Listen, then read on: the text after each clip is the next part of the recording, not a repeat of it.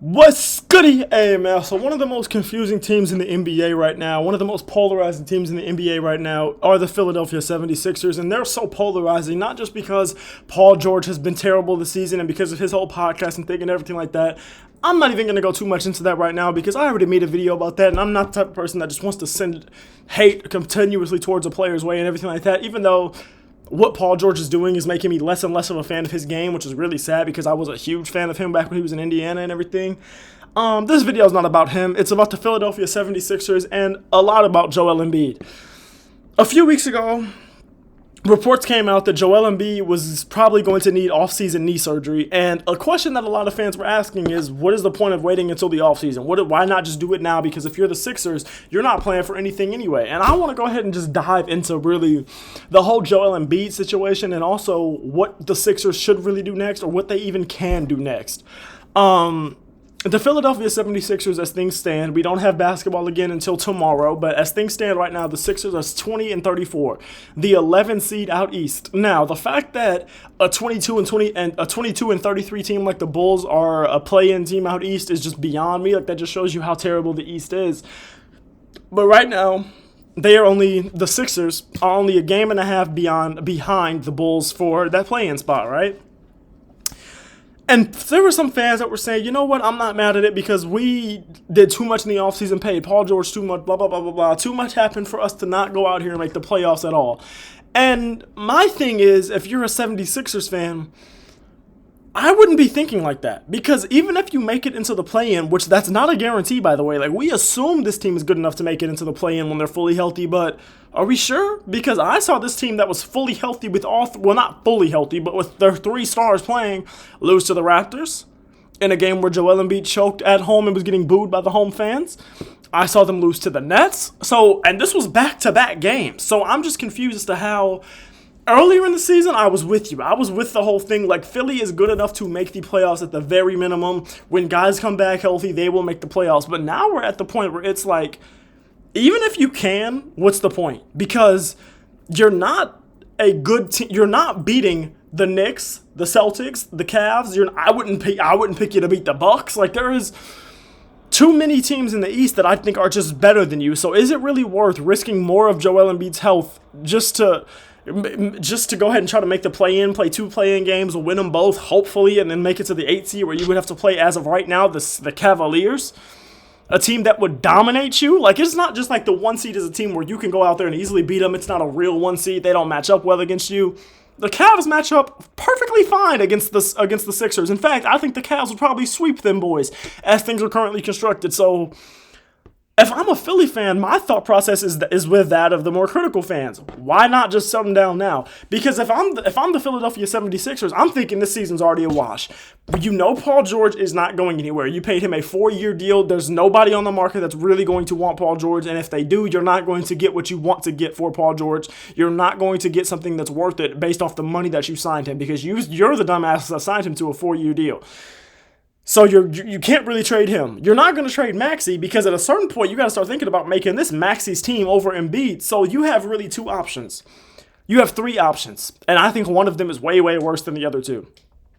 First, you play Embiid, Maxey, Paul George as much as you can for the next 30 games of the season, and you just go out there and you say, hey, do what you can do, make the play-in, make the playoffs. We'll see what happens from there, which I think is idiotic because at that point, you're literally just delaying the inevitable. Joel Embiid's going to limp into the playoffs if you even make it. You're not going to do anything special in the playoffs. You're going to be ash. You're going to lose in the first round. You're going to lose in the second round, something like that. He's still not going to make a conference finals. It's going to be disappointment. Philly fans are going to be burning down the streets and everything like that, so there's no point in doing that. Your other option, shut him down, let him get the surgery that he needs now, and then you give him a good 5 months to get ready for next season. If he can't get ready for next season in that much time, just trade him. Like, for real, it's just over with. He might just need to hang him up if he can't get ready for the season in that much time. And then that leads me to the third option, just trading him. And I'm not sure that that's a bad idea. The only reason that I worry about that is because I don't know what you're going to get. Because it's like, if you're Philly, you don't want to really go into full rebuild mode because you do still have Paul George, who's old, so he doesn't really fit your timeline. Yeah, you've got young guys like Jared McCain, who will be back next year, and Tyrese Maxey, who at this point, it damn near is his team anyway, so I get that. But I just am not sure that I really am with that because it's like, okay, if you get a young player, what teams are really going to be willing to trade a guy that is like an actually good young player? You know what I'm saying? Like, what do you, the Hornets, they may trade you LaMelo. That doesn't mean a damn thing to you.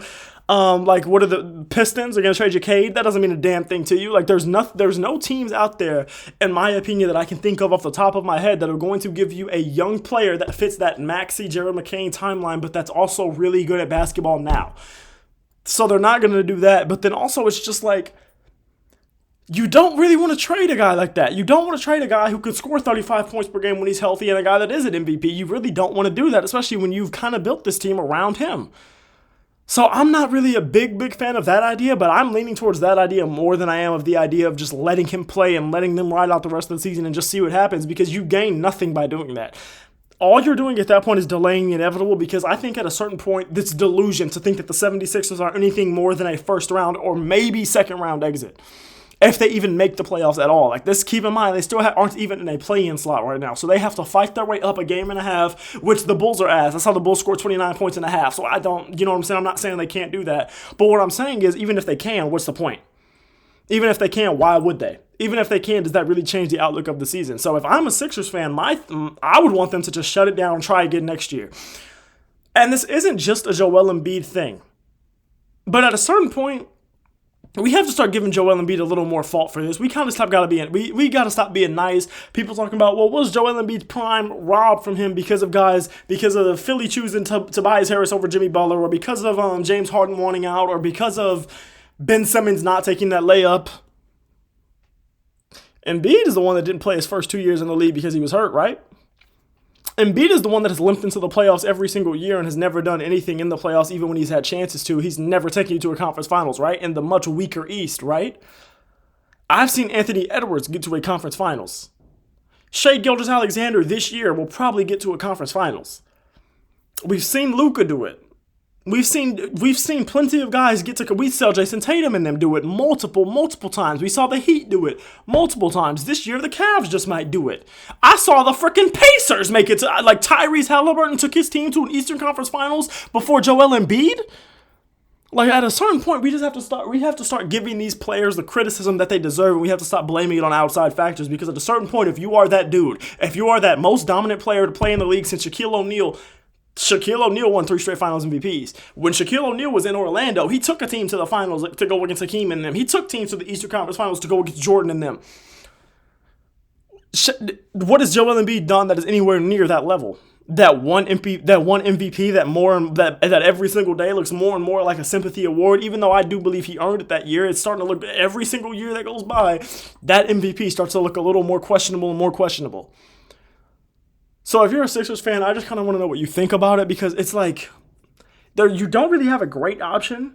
And I think Philly has kind of put themselves in this situation where now it's like, you're kind of stuck in the process. And that whole Paul George piece is what makes everything so confusing, because it's like, the Paul George piece makes you want to win now, because Paul George is already ass. He's definitely not about to get no better.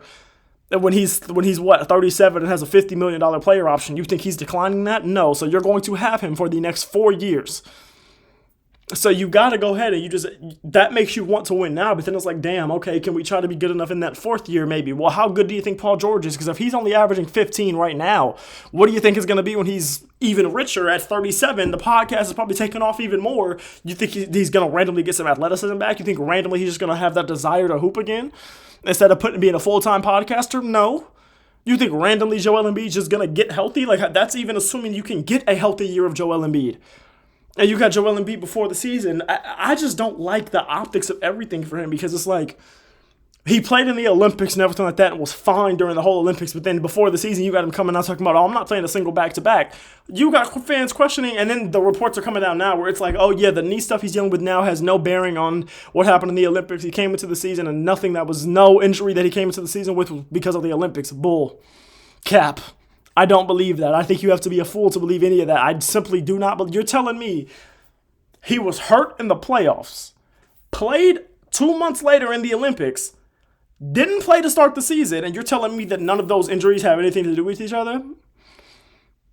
You're telling me that if he doesn't play in the Olympics, he still starts the season out injured? If that's the case, then we have a bigger problem. So if he was gonna start, if he wasn't gonna play in the beginning of the season, Olympics or not, then how was he good to play in the Olympics? So that doesn't make sense. So the only possible option is he was good to play in the Olympics, and then because if he played in the Olympics, he was not good to start the season. That's the only logical option.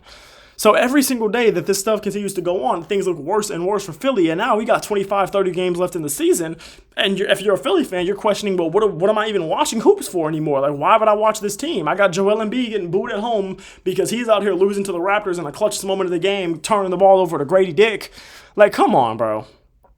So, yeah, man, just let me know how y'all are feeling about the whole Joel Embiid thing. It's really sad, and it's just so disappointing as just a basketball fan. Like, I couldn't imagine how I'd be feeling as a Philly fan. So, just as a basketball fan, it's so disappointing. But, yeah, man, please don't forget to like, comment, subscribe. Helps me out a ton. And, yeah, I love y'all. Thanks.